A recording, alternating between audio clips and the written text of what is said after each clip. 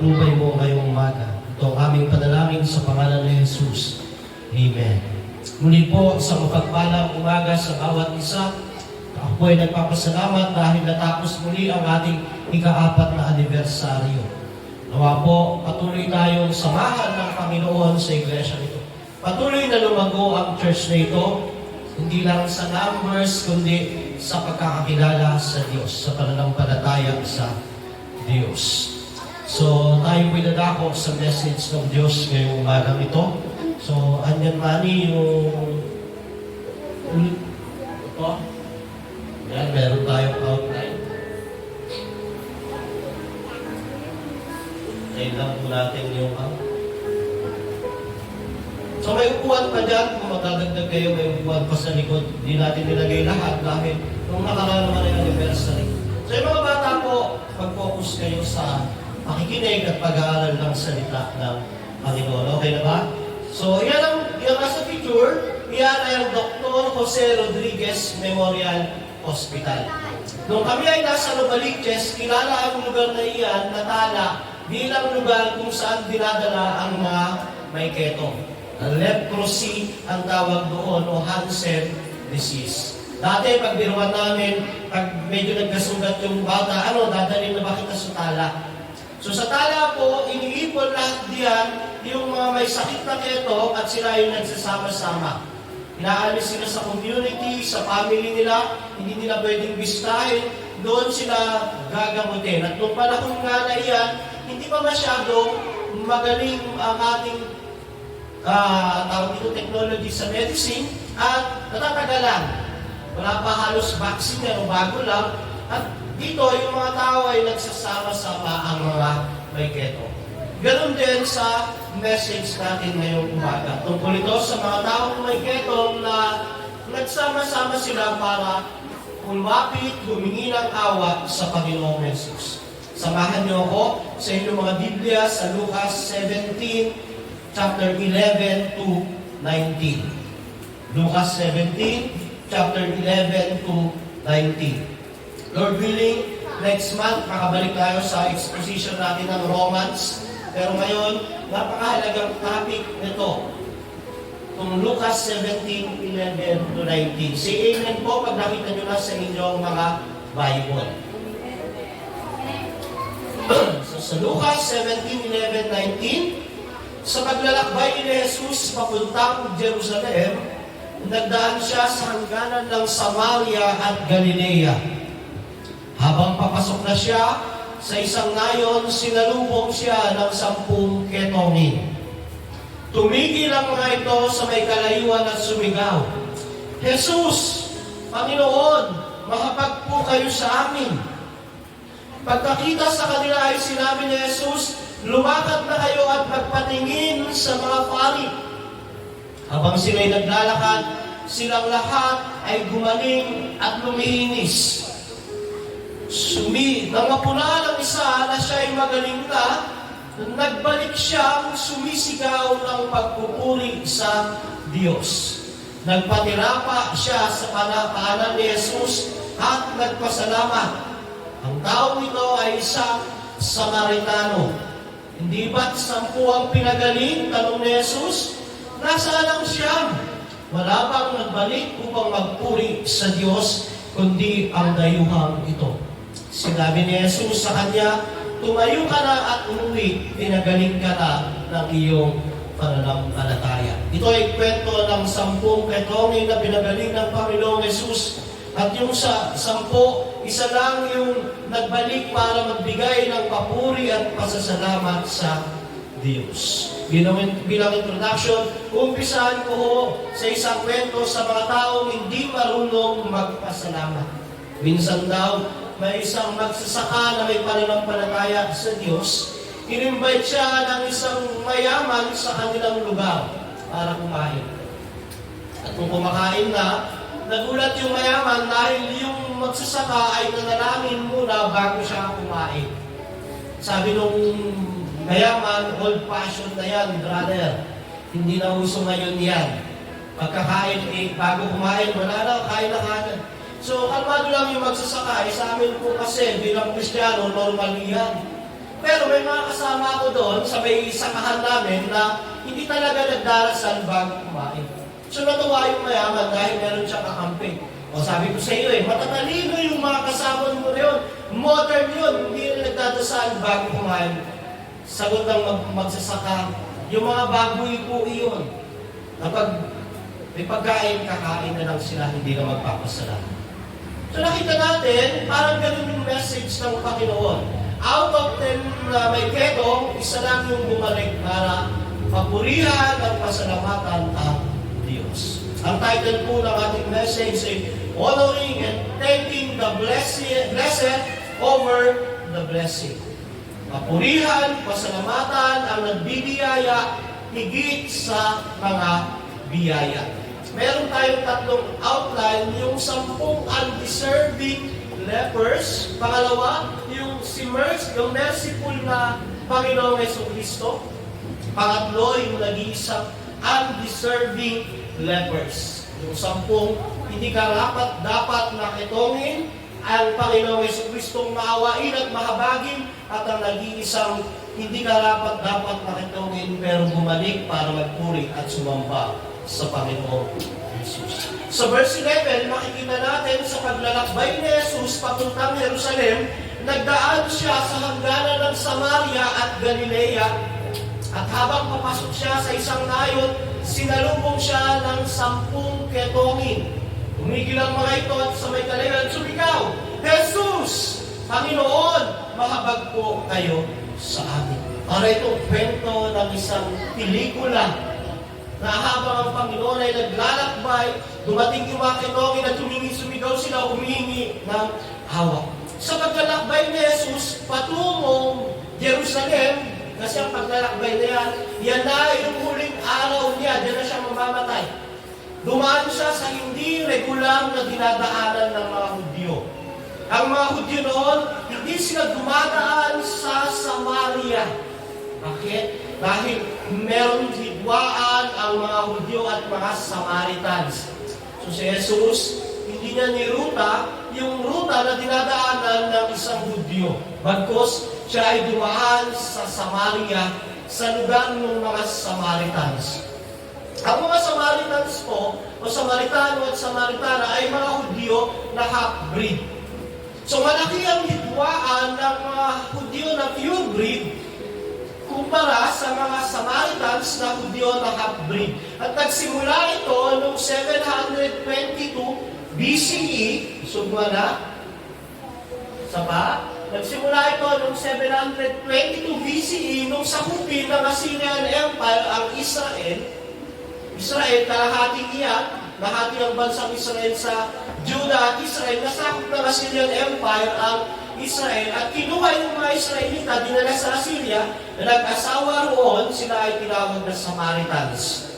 Yung mga Assyrian naman, pumunta sa Israel, nag-asawa rin, tinawag silang Samaritans. So, unang bumagsak, mula sa kamay ng Assyria, ang kalahati ng Israel, na lahati noon, yun yung Assyrian, Samaritans ang naging produkto ng paghahalo ng isang Hudyo at isang Assyrian. So simula noon, ang mga taga-Juda na purong Hudyo ay kinakamuhian ang mga half-breed na Hudyo. Ang tawag nila ay Samaritano. Ang tingin nila sa isang Samaritano ay a good Samaritans is a dead Samaritans. Yun yung words nila. Ang isang mabuting Samaritano ay ang isang patay na Samaritano. Lalong umigting ang galit nila noong 10 BCE ay sinakop ni Hyrcanus ang kalahati ng Samaria o yung Israel dati, at sinunog niya ang templo sa Mount Gerizim. Kaya matindi ang hidwaan ng mga Hudyo at mga Samaritano. Pero si Jesus, hindi mahalaga sa kanya iyon. Ang mahalaga sa kanya, maipakita ang Ebanghelyo. Kaya yung regular na ruta na dinadaanan ng isang Hudyo, binrek niya yun, pumunta siya sa Samaria. So pagpasok niya sa nayon, ayon sa narrative na pinag-aaralan natin, sinalubong siya ng 10 ketongin. Ito yung unang tanong.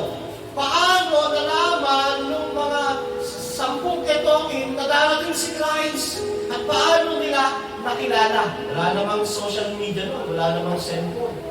Di ba? Paano nila nalaman na darating si Jesus doon at pagdating doon, sasalubungin nila. Na pagdating, sisigaw sila, Lord, Lord, pagalingin mo kami. Anong nangyari? Paano nila nalaman? Di ba? Ayun ang unang tanong. Sa pag-aaral ng Bible, lagi tayong may tanong, paano nga ba nila nalaman? Eh, hindi naman kagaya ngayon, walang cellphone noon. Walang nag-best, walang God, walang social media. Di ba? Walang telepono na, hello, mga kaibigan kong mga kaibigan kong may ketong, dadating din yung nagpapagaling. Abangan nyo siya sa may pintuan sa gate ng bayan. Walang gano'n. Ang isang reason diyan ay, unang-una, possible answer dahil kilala na si Jesus noon sa mga maraming himalang ginawa niya at nagpagaling siya sa Lucas chapter 5 ng isang ketongin sa pamamagitan ng paghawak doon. May kamag-anak yung isa sa 10 ketongin at nung nalaman niya, pinuntahan niya, sinabihan niya, Papa, Daddy, may paparating diyan, nagpapagaling siya ng may ketong, abangan ninyo. Haring gano'n. Pero hindi natin alam kung paano. Pero still, mystery, providensya ng Diyos. Ang mga may ketong po noon ay outcast sila. Pag ikaw ay nagkaketong, hihiwalay ka na sa bayan nyo, hihiwalay ka na sa pamilya mo, hindi mo na siya mayayakap, ikaw din ay hihiwalay na sa pagsamba at talagang ilalabas ka sa isang bayan. Dadalhin ka sa isang lugar na ikaw ay naka-quarantine. At ang ketong daw po ay ibang ngayon kaysa noon. Ang ketong noon ay talagang tinatawag na kung mayroong pinaka masamang sakit ay ang ketong. Ito daw yung sinners of all disease, sabi ni Sinclair Ferguson. So, pag ikaw ay nagkaketong, ang tanging fellowship na magkakaroon ka ay kapwa mo rin may ketong. Kaya nga, noong panahon na yan, yung mga may ketong, kahit Samaritano ka, Hudyo ka, Hentil ka, talagang wala kang choice eh. Kasi kayo lang talaga magkakasama, may ketong. So sila ay nagsasuffer physically. Pag may ketong noon, ang ketong mo ay naagdas ang katawan. Naagdas, nauupot ang katawan. Talagang nagkakasugat na pag yung sugat na yan, kinakain niyan yung katawan ng tao. So sila ay nagsasuffer physically. Bukod doon, emotionally, dahil kung may asawa sila, iiwalay sila sa asawa nila, hindi nila makahawakan, hindi nila mayayakap. Kung may anak sila, hindi na nila makakasama yung anak nila, hindi na nila mayayakap. Spiritually, wala rin, dahil hindi na sila pwede pumatid ng simbahan nila. Wala na synagogue, hindi na sila makakapunta. Ang huling pupuntahan nila yung pari, sasabihin ng pari, may ketong outcast na kagad sila. Socially, wala na sila ka-fellowship. Ang ka-fellowship lang nila may ketong. Kaya ang isang may ketong noon, kahawa-hawa, nag-iiyakan sa paligid, lahat ng suffering, nararanasan niya. Kaya yung may ketong na yan, nung nabalitaan nila na siyempre, nabalitaan nila, alam naman na tsambahan lang, na nanaginip sila, nalarating sila. May nagsabi sa kanila ng malayo. Nabalitaan nila, dali-dali, inabangan nila ang Panginoong Jesucristo. So, yun yung possible answer. So, yung 10 lepers na ito, hindi ito karapat-dapat sa awa, pero humingi sila ng awa. Pero makikita natin, naliwanag na sila ay may pag-asa at may knowledge tungkol kay Jesucristo. At kung paano nangyari ang knowledge na yun, hindi natin alam, basta alam natin, alam nila na si Jesus yun at nagpapagaling iyon. Tayo bilang mga Kristiyano, may tuturing na ganun din. Bago tayo makakilala kay Kristo. We are all but spiritual lepers in the sight of God. Kaya ang unang points natin, the 10 undeserving lepers. Hindi nila deserve ang gumaling kasi hindi obligasyon ni Jesus na pagalingin sila. Kaya undeserving lepers sila. Kagaya rin naman natin nung wala tayo kay Kristo, tayo ay may ketong ng kasalanan, naapektuhan yung physical natin, yung spiritual natin, yung emotional natin. Kaya sabi ni J.C. Ryle sa kanyang commentary, we are all but spiritual lepers in the sight of God. Sin is the deadly sickness by which we are all affected. It has eaten our vitals. It has infected all our faculties, heart, conscience, mind, and will. All are diseased by sin. We are born sinners at heart, enslaved to sin, enemies of the Holy God who must judge sin. Kung titignan natin yung application ng 10 lepers sa ating buhay, ganun tayo nung wala tayo kay Kristo. By nature tayo ay spiritual lepers. We don't deserve anything from God kundi judgment na. Maliban na lang, bigyan tayo ng biyaya at awa ng Diyos. So, yung 10 lepers, undeserved. Tayo, nung di pa tayo kay Kristo, undeserved tayo. Nire-remind tayo nung 10 lepers na undeserving tungkol sa pagiging hindi natin karapat-dapat. Kaya nga, yung entitlement daw ay enemy ng gratitude. Tandaan natin, hindi mo tayo deserving. Ito yung ginawa ng lepers. 10 sila, pinabangan nila si Lord, at nung parating na si Lord, ayan na si Lord. Ayan na si Jesus, sumigaw sila. Sumigaw sila, Panginoon! Panginoong Jesus, sabi nung isa, nung 10, Jesus, mabag po kayo sa amin. So, hindi lumapit, malayo. At anong sumunod na nangyari? Sa ating ikalawang puntos, makikita natin yung the merciful Lord Jesus Christ. Pagkakita sa kanila, sinabi ni Jesus, lumakad na kayo at magpatingin sa mga pari. At habang sila'y naglalakad, silang lahat ay gumaling at luminis. Tandaan natin, they didn't deserve healing, hindi obligasyon ni Jesus na pagalingin sila unless maawa sa kanila si Jesus. Makikita natin dito ang merciful ang Christ. Sa Bible ho, walang lumapit kay Kristo ng totoong puso at totoong nangangailangan ng awa na tinanggihan ng Panginoong Jesus. Kaya pag pinapangaral natin ng gospel, huwag natin umpisahan sa salitang election. Dahil para sa lahat ang awa ng Diyos. Alam natin may election at the back of our mind. Pero sa Bible, walang tinanggihan ng Panginoong Jesus. Nagsimula palagi sa pangangailangan ng isang tao na binigyan ng Panginoong Jesus ng awa niya. So we see a merciful Lord. Hindi nga niya hinawakan. Binigyan niya lang ng command. At nakita natin, meron silang hope. Sumunod sila. Di ba?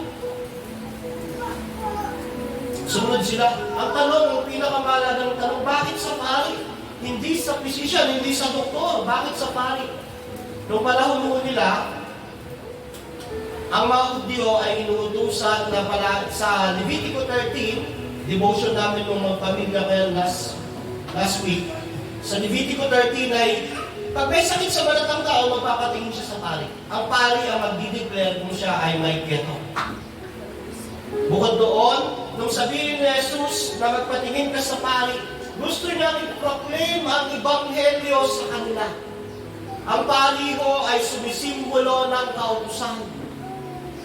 Ang mga lepers ay sumisimbolo ng mga taong makasalanan.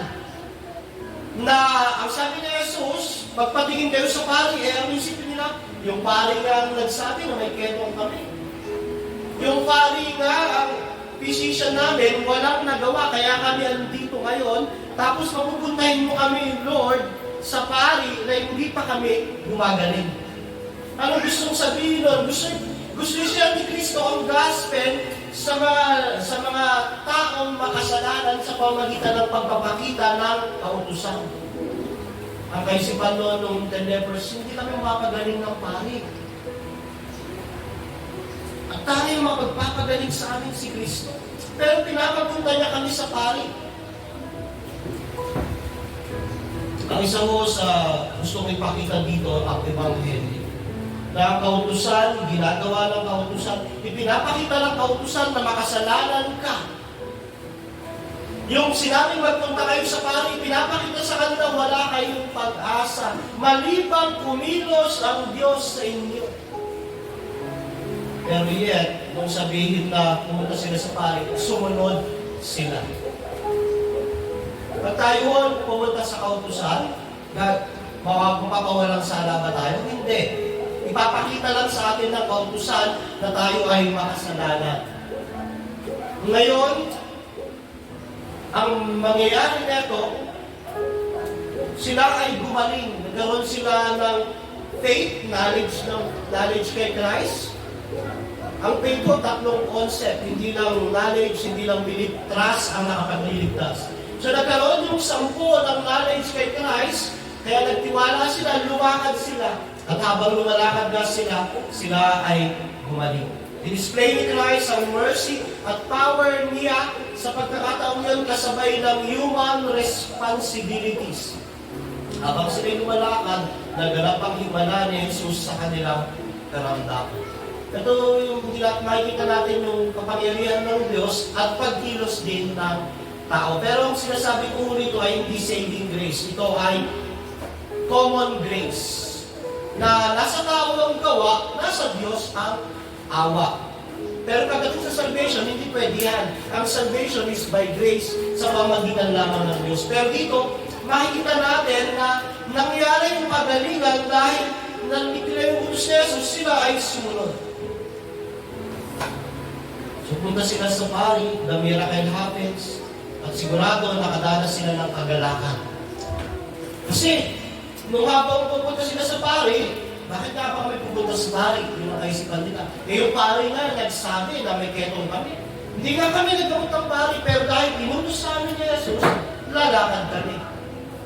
So habang naglalakad sila, na-realize nila na wala talaga kaming pag-asa, kundi si Jesus. Dahil yung pari na yan nga yung nagsasabi na may sakit kami, ang trabaho lang po ng pari ay i-diagnose. At ang trabaho ng law, ipakita sa tao na siya ay makasalanan. Kapag binasa mo yung 10 utos, ipinapakita lang yan, makasalanan ka. At ang tanging mo lang pag-asa, si Kristo. Ikukumpara mo yan sa mga tao na nakarinig ng Ebanghelyo, na unawaan nila, makasalanan sila. Susual ba? Tinatulog.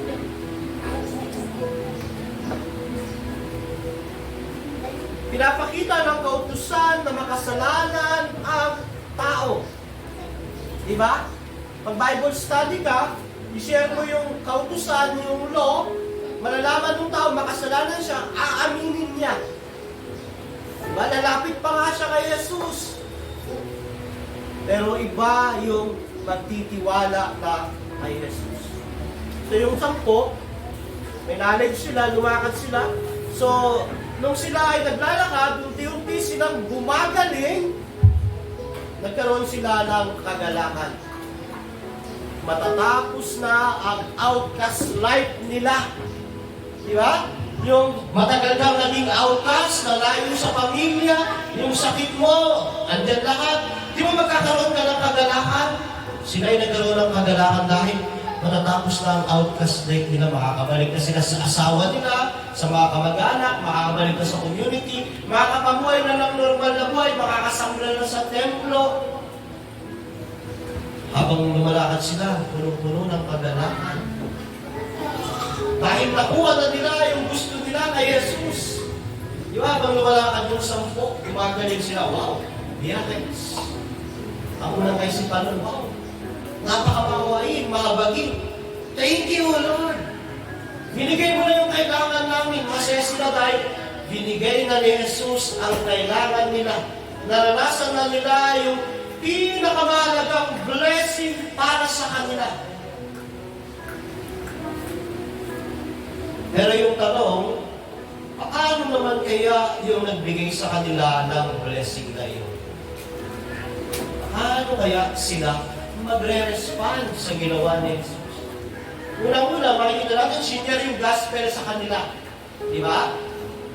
Kung palalalimin natin yung pag-aaral, yung mga lepers ay mga sinners na pinapabalik sa law para ipakita yung pagiging makasalanan nila.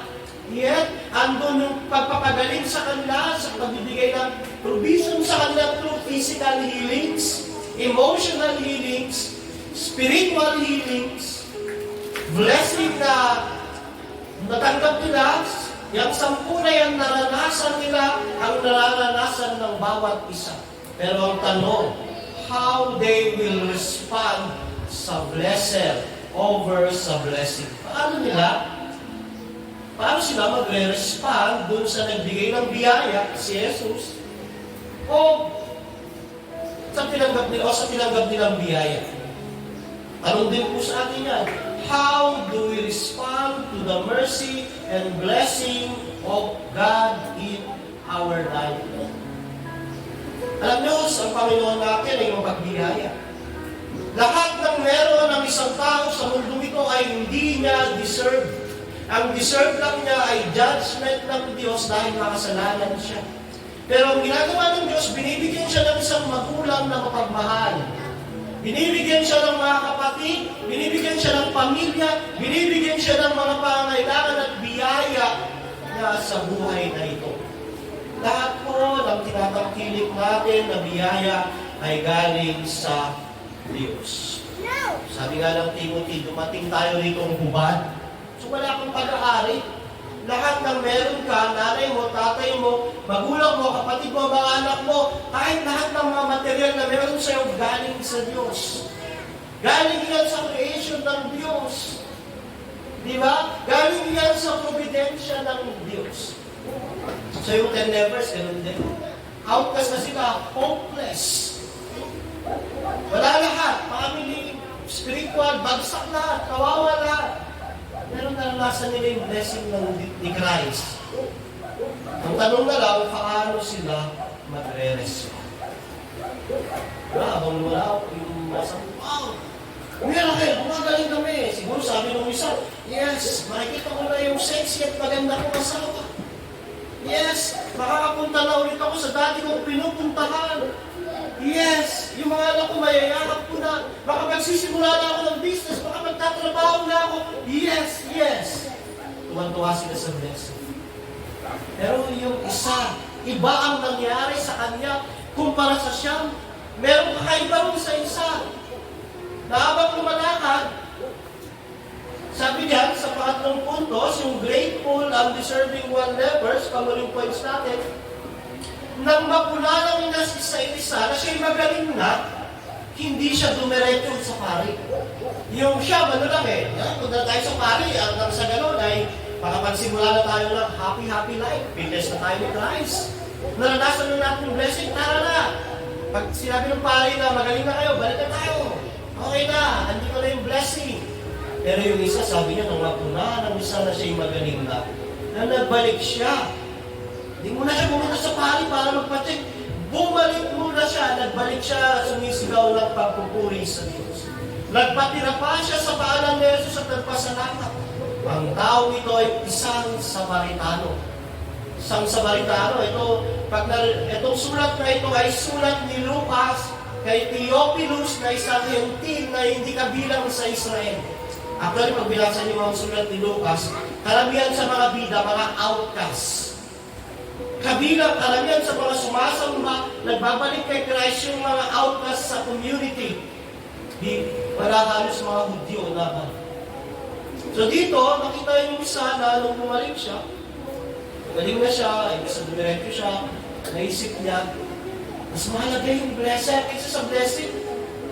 Bumalik siya, nagpatirapa, nagpasalamat. Sabi ni Jesus, hindi ba 10 ang pinagaling? Tanong ni Jesus, nasaan ang siyam? Wala bang nagbalik upang magpuri sa Diyos? Kundi ang dayuhang ito. Dayuhan, ibig sabihin, out ka sa kanila. Yet, Hudyo yun Samaritans ko ay half Jew. So, tumayo ka na at umuwi. Sinabi ni Jesus sa kanya, tumayo ka na at umuwi, pinagaling ka na ng iyong pananampalataya. So, sa tapang salita ay, niligtas ka na ng iyong pananampalataya. Yung pananampalataya mo ang nagdaan, naging daluyan ng kaligtasan. Hindi lang siya pinagaling, physically, hindi lang physical blessing, emotional blessing ang natanggap niya, kundi si Kristo mismo ang tinanggap.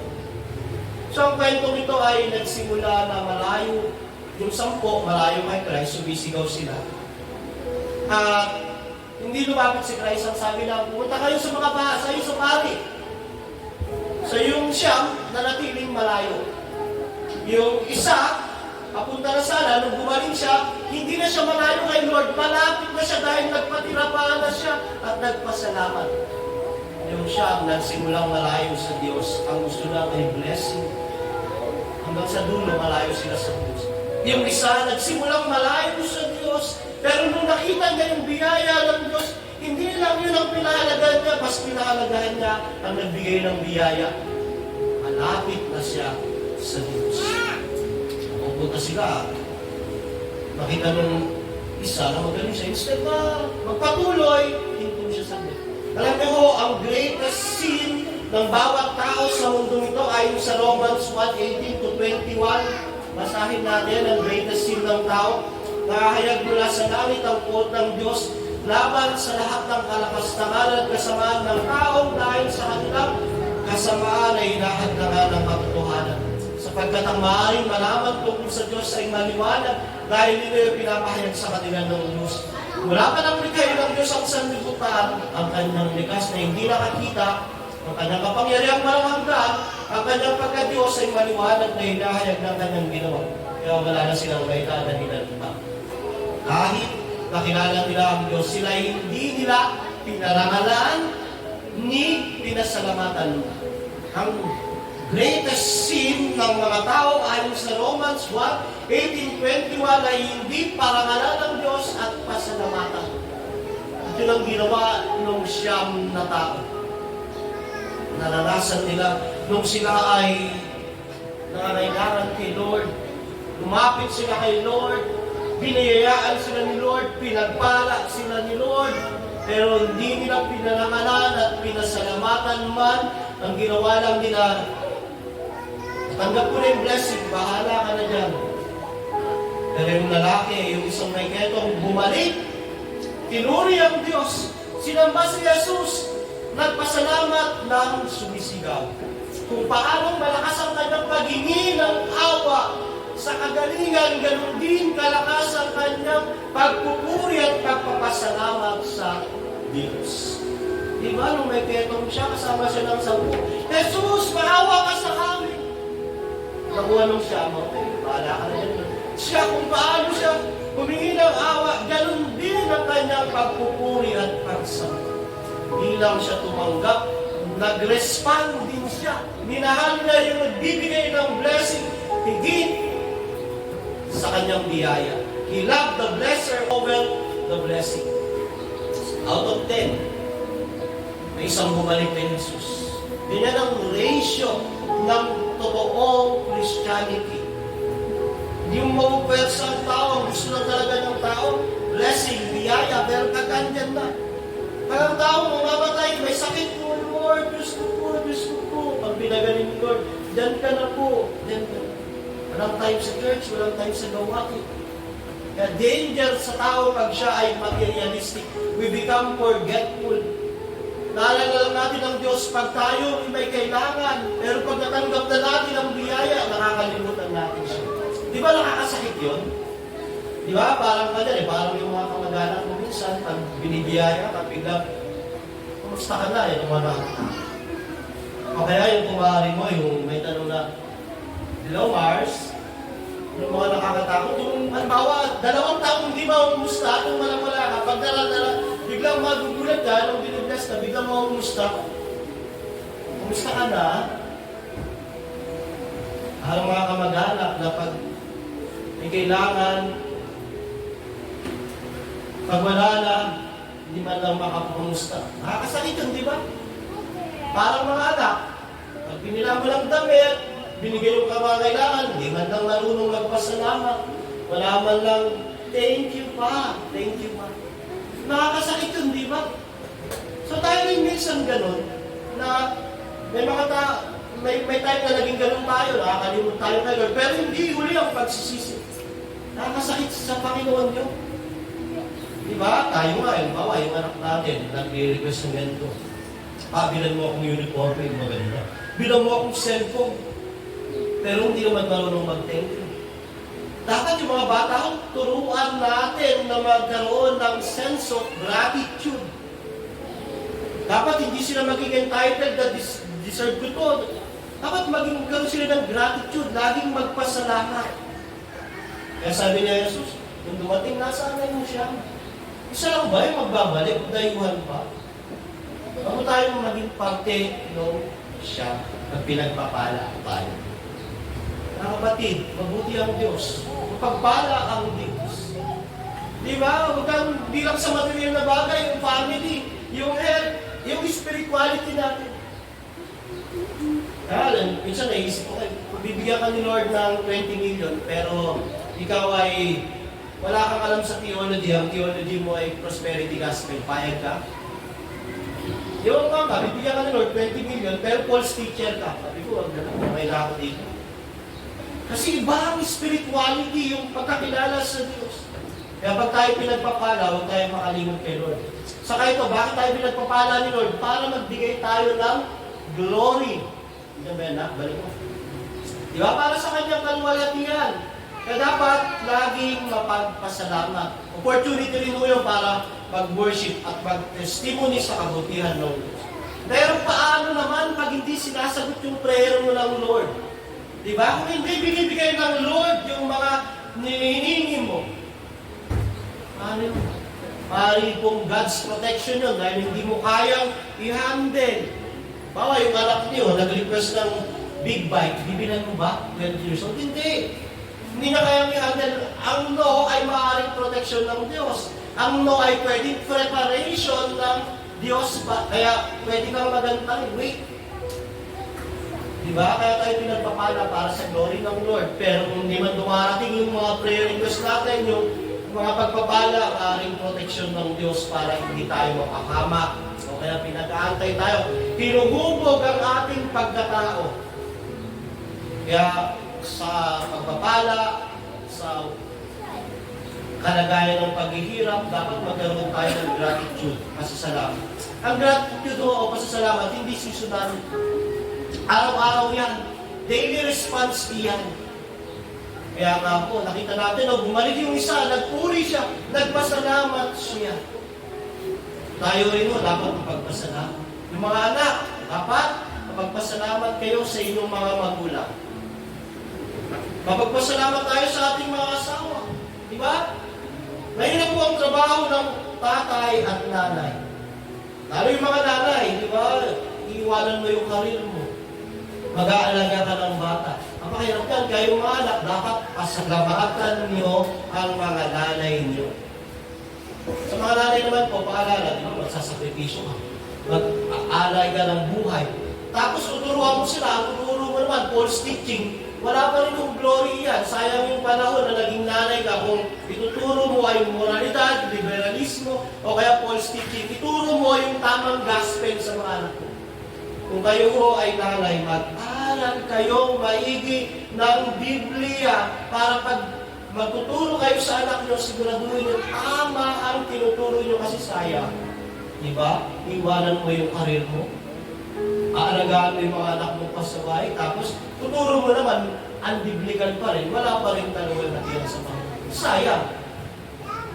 Diba? Pero sa mga anak, maging grateful kayo sa parents nyo, magpasalamat. Sa mga member ng church, magpasalamat tayo sa atin sa inyong pastor. Diba? Pagpapagal, pagtuturo ng faithful sa gospel. Magpasalamat sa mga co-workers sa loob ng church. Di ba laging mapagpasalamat? Sabi nga ng research, ang pagpapasalamat daw nagpapatibay ng puso at pamilya. Ang hirap po sa loob ng isang pamilya na merong ungrateful na kasama na parang deserve niya lahat ng blessing. Hindi kailangan, hindi mapagpasalamat. Kailangan maging grateful tayo. Kung paano sa 10 na biniyayaan ng Diyos ng kagalingan, merong isa na nagpasalamat at nagpuri sa Diyos. Sabi ni Jesus, nasaan niyo siya? Huwag po tayong gumaya sa siya. Huwag tayong maging silent, huwag tayong maging absent, bumalik tayo kay Jesus. Kaya sa uli, sabi ni Jesus sa 19, sinabi ni Jesus sa kanya, tumayo ka na at umawi, pinagaling ka na ng iyong pananampalataya. Ngayon siya ay totoong gumaling na. hindi lang physically, siya ay spiritually safe na. Totally healed na. So, alam niyo yung mga taong ligtas, sila ay grateful. Parang bihira ka makakita ng unbeliever na hindi grateful. Ang mga unbeliever, ang mga unbeliever hindi grateful. Bihira ka makakita ng believer na hindi grateful. Dahil ang totoong believer, alam niya, undeserving siya sa mercy at grace ng Diyos. So ito, yung siyam, umalis, siya bumalik, totally healed na siya. Kaya nga po, ang mga taong naligtas sa pamagitan ng pananampalataya sa Panginoong Jesus, sila ay mapagpasalamat. Kung meron pang unbeliever na ungrateful, immature siya, o kailangan niyang matuto. Pero ang grace ng Diyos ay magtuturo sa atin para maging magpapagpasalamat. So yung lalaki na yun, makakabalik na siya sa pamilya niya. Mayayakap niya na yung mga anak niya. Babalik siya sa pari. Makakabalik siya sa pamilya, sa community niya. Makakasambas na siya sa Diyos. Hindi lang yun. Malapit na siya kay Kristo. Sabi ko ni Sinclair Ferguson na ganito. Meron daw siyang kaibigan na nagkaroon ng ganun keto. At sabi ng kaibigan niya, nagpapasalamat ako dahil may keto ako.